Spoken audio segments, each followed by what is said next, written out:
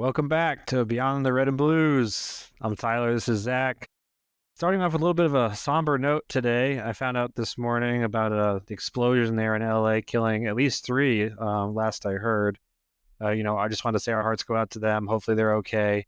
And I was thinking today quite a bit about it. And I hope that it's at the end of the investigation, it's found to be just, a mistake or mishandling or some kind of accident, and that it was not some kind of planned attack, which I think could be possible if something was planted or whatever. But we'll see. I just wanted to acknowledge that before we begin today's episode. Today, we're going to try to cover the remaining of patrol training, being on your own finally. If you guys have a phase where you're now solo, if not, then maybe just when you're off of FTO and now you're kind of on your own. We're going to cover learning to have your own footing, learning to be the own voice in your head, learning to make all these now decisions on your own with no one there to reassure you or, have the confidence to go out, do the right thing on your own every time. I think we started off with kind of like confidence, command, presence, just learning to be on your own, right? You're going to go face the public now, whether this is proactively or on calls. So if you go to calls, then now you're going to have to learn to make decisions on has a crime occurred? Are all the crime elements met?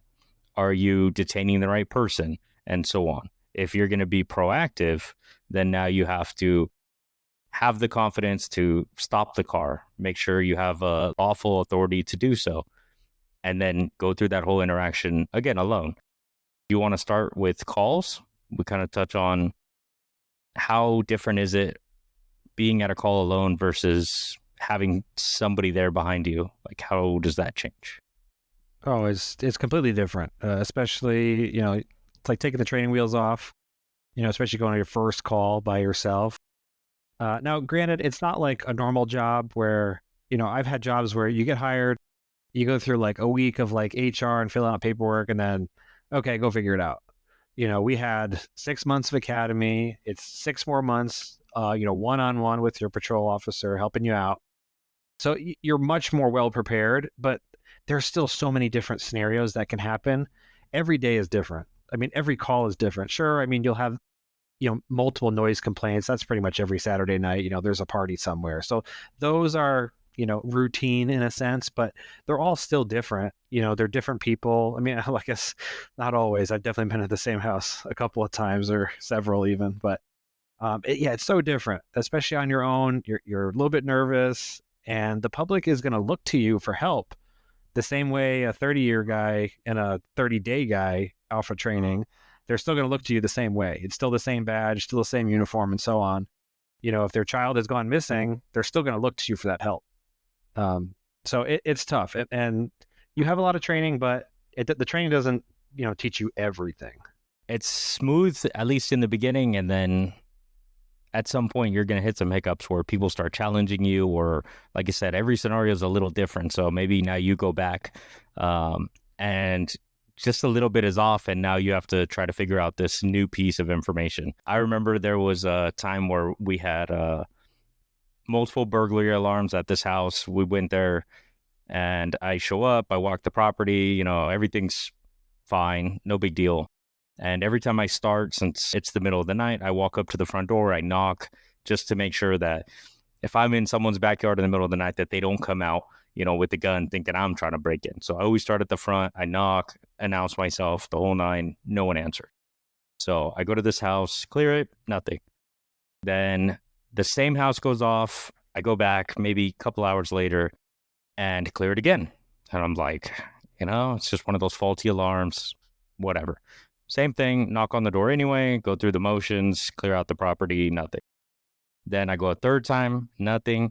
And then right before the end of shift, I'm like, dude, I want to go home. So same thing, house goes off probably 15 minutes before the end of shift. I race over there, and I did have other units assigned to the call, but I was like, I got it. I've been there 3 times. Like, don't worry about it. Same thing. I walk up to the front door. I go to knock on the front door, and the front door is completely caved in on the ground.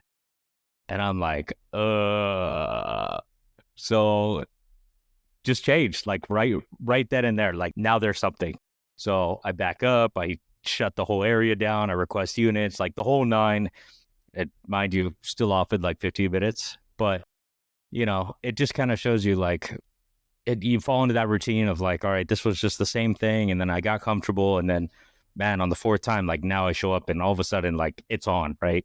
And now my heart's pumping. I got the radio going, like I'm coordinating all this stuff.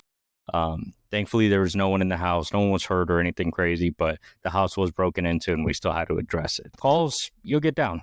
In terms of traffic stops, did you find any differences once you started being proactive on your own? You start with the easy ones, simple, like either registration violations or speeding, running red lights, stuff like that. People just make mistakes. They're human and all that. And then I started, worked my way up to stopping the gangsters, the people that, and plus when you first get off, you're going a night shift. So what do the gangsters have? They have limo tint and they don't want to roll their windows down. So now you're walking up on a car in the middle of the night, sometimes moonless night, dark tint, and they want to roll down the window about that much just so they can talk to you and you can slip a ticket through. And there could be a gun pointed right at you. You have no idea. There could be 4 people in the car. You have absolutely no idea. And it's genuinely scary. And I think anyone who tells you it's not scary is they're lying, because it is, no matter what. You have no idea what could happen. You've seen so many videos of cops getting into shootouts on cars as soon as they walk up, sometimes even.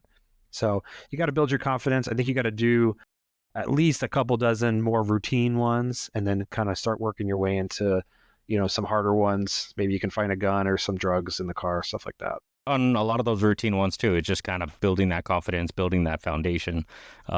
Once you do get to that point though, where you're stopping, gangsters or, those a little more challenging ones, right? Where people are starting to argue with you and so on. It is important that you also realize that like no one's there with you anymore. You have to be your own security, because if you think that that person is dangerous and then you go back to the car, like now you're doing things on the computer, you're running people and checking their background and maybe writing a ticket and doing all this stuff where your attention is now focused elsewhere.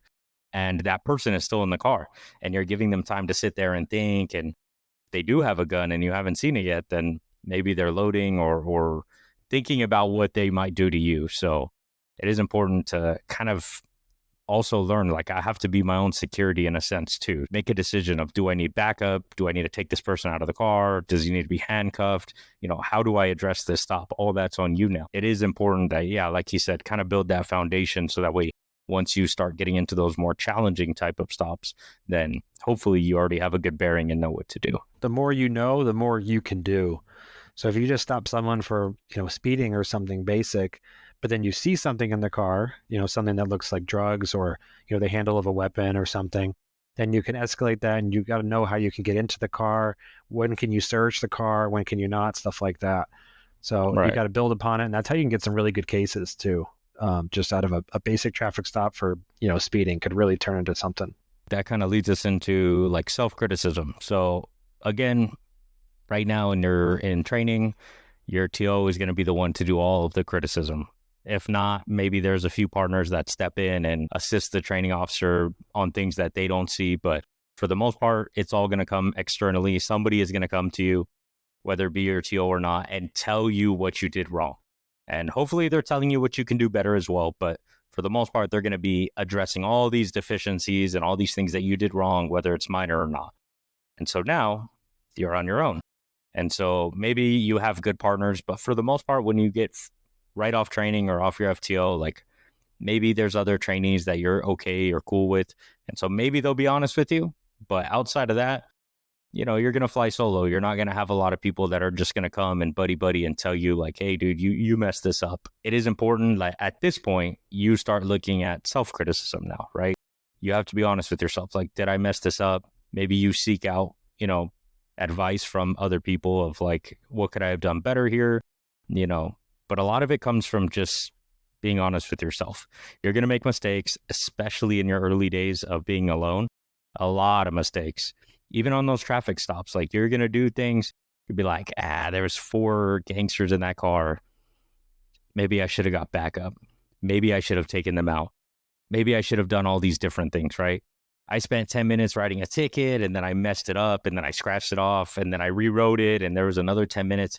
And meanwhile, these 4 dudes are in the car, right? Maybe that isn't how I should have handled it. All of these things are just conversations that you're going to have to sit down and have with yourself. And I think a lot of it comes from just scenarios that you have to play out in your head, because when you see it, it's probably too late. Have those thoughts in your head, like when you're coming to work or whatever, like, let's say this car in front of me is stolen, and you're running through that scenario in your head, and like, what if they run, or what if they crash, or what if 3 dudes jump out and instead of running, they fight you? Like, what are we doing in all these different scenarios? And you have to have that mindset already in place, so that way when it does happen, then you're ready to go. No, we've both had all of those scenarios happen just with a stolen car. Just that one, we've had, a dozen different things happen, and you never know what's going to happen until it does. And then you got to kind of think on your feet, which is really tough when you first start out, I think, because it's a lot to manage at once, and you got to prioritize and think, okay, what do I do? Who do I talk to? What do I need? And you got to put it out like right away. You got to get on the radio, or you got to make a decision too, like very quickly. I remember it was like I had 2 weeks left of training, like right at the tail end. They put out on the radio that there was a car and hit a person, a pedestrian in the street. And I remember where they said it was. I thought to myself, I said, okay, that intersection. I was like, okay, well, that's only like 200 yards right over there. Like, can I see it? Like, I was that close. So I said, yeah, I could be there in seconds, And I showed up, and unfortunately the person did die, but their body was in the street. And I don't know why, there was a crowd of like 50 people, and this is at like 1 a.m, on the sidewalk, and they're all videotaping me. And, what are you going to do? And, I'm seeing the person, I see the car crashed into like a building further down, another 100 yards down. Turns out they were drunk. And then I have all these people filming me, and I'm like, oh man, like I know in my head, I need a lot of people right now, because we need to shut this whole thing down. The intersection's got to get closed. There's a DUI investigation. It's going to be hours, especially with a deceased person, a fatal accident. They measure all the inches everywhere. But anyways, trying to get all that through my head, and I was like, all right, first thing I need to do is request a lot of people. And but I remember at the end of that one, I went around to some of the senior guys, and I said, hey, how do you think I handled that? That was one of the first like hot calls that I had solo in a car, especially having like no time to react. I said, how did I sound on the radio? Did I, do things in the right sequence? And they were like, yeah, actually you did pretty good. You knew what you needed, and you asked for it, and we got there. So, but all that just comes with time and learning, and one call at a time. Really, that's all you can do. I remember one of my training officers telling me that you can't be at 2 places at once. Handle each one at a time. Do your best and learn from it, and then keep going.